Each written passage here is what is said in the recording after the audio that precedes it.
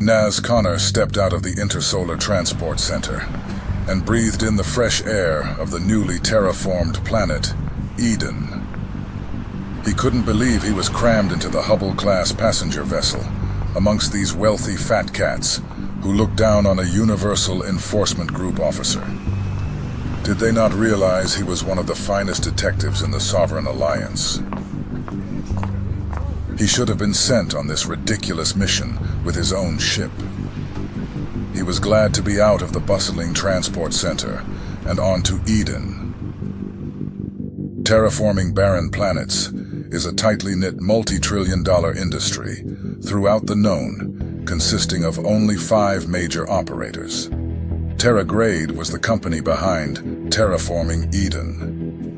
The entire industry was administered by the Terraforming Sovereign Council, TSC. They oversaw and approved all terraforming operators and had strict licensing regulations.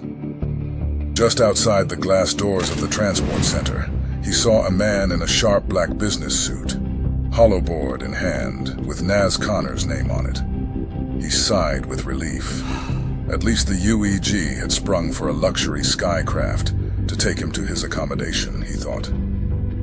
The vehicle was behind the schmick man. It was matte black, about the size of a small SUV, but there were no wheels, instead hovering just above the man's ankles in silence. The man looked him up and down, judging his attire. Detective?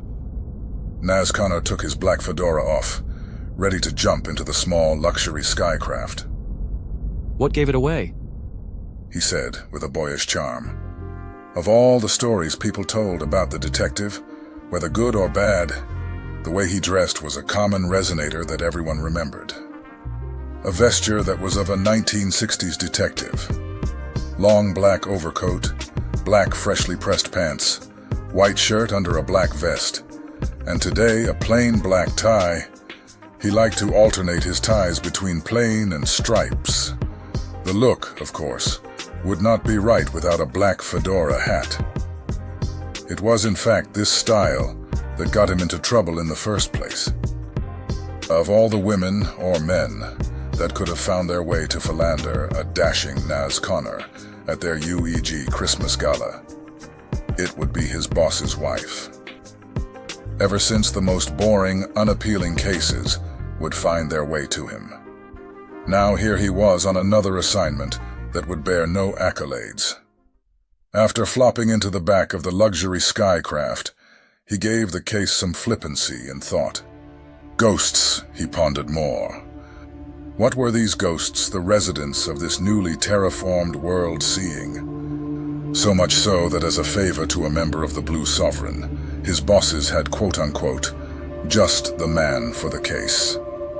The UEG captain's jarring laugh reminisced through Connor's head. The driver coughed, knowing Naz Connor was deep in thought. Detective? Straight to the cool sands? No, I need to see a friend first. As appealing as the opulent hotel was, he wanted to get straight into the case. He had a buoyant thought that he could crack this case today, then not report in for a few days to enjoy the cool sands facilities on the UEG's dollar. Any detective worth their salt had built a fine arsenal of confidential informants, and with the known universe being what it is today, you could have a fine collection of delinquents from all 26 planets in the Sovereign Alliance. Safe to say, Naz Connor was certainly a detective worth his salt. He tapped away at his glass, a transparent handheld communication device, scrolling through the list of CIs and their current locations. Jackpot. He was headed to see Browsar. The overweight 7-foot Cratonian knew everything about anything. His own vast network of miscreants would have made him a great detective.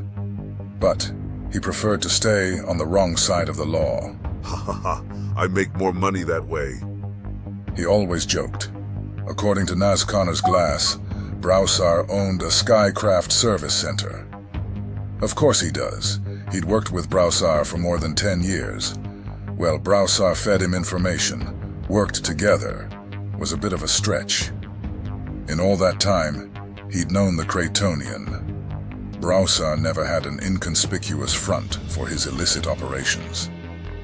Last year it was a popular restaurant on Chinatown Planet. He'd greet the patrons and have lunch with the regulars. He was the busboy when he should be hidden. The very thought of this enraged Naz Connor. He had worked too hard to build up this relationship, just to have this idiot get arrested. He stopped thinking about it. Otherwise, he'd preemptively set up the tone for the conversation that was about to happen. Naz Connor needed to find out what Browsar knew about these so-called ghosts the residents were claiming.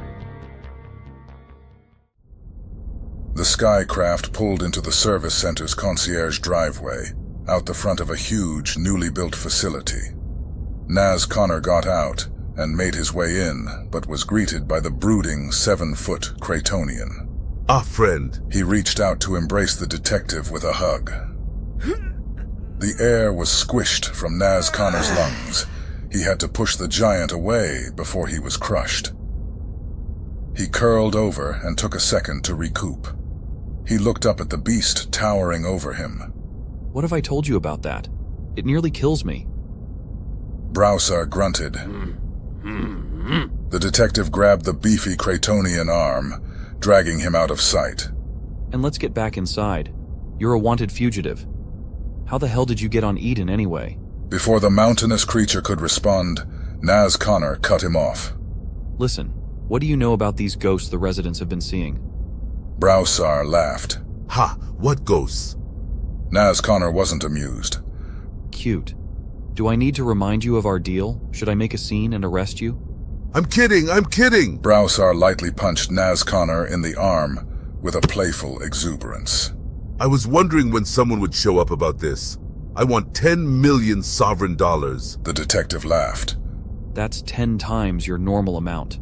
Well, it's 10 times more interesting and 10 times the risk. Browsar stroked his chin. And I have a new wife.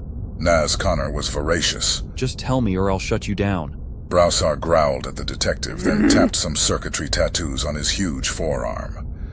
He had activated a hush field so they could converse in private. Okay, there is a greater conspiracy going on here. Browsar still didn't trust the hush field, so he leant down to the detective, who had an incredulous look on his face. TerraGrade broke the golden rule of terraforming. They went ahead even though there were inhabitants still on here.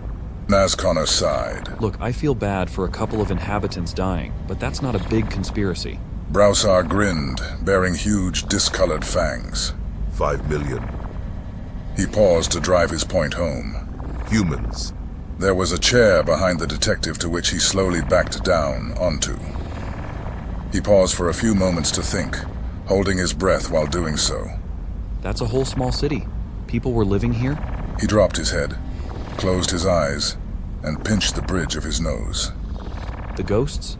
Browsar chuckled. No ghosts. Someone has sent you here on a wild goose chase, but in return, you've been given by me one of the greatest cases of your career. Naz Connor exhaled. He began contemplating everything that had led to this moment. It didn't make any sense. The 5-star treatment, but at the same time not been given his own ship. He had a revelation. It wasn't the UEG that gave him special treatment. It was the Blue Sovereign. I need you to help me. Before Browsar could refute, I'll get you your 10 million SDs. the giant creature was confused, but grinning at the thought of the money. 5 million people dead. This planet should have never been approved for terraforming. The Blue want me to solve this. I'm gonna be here longer than a few days.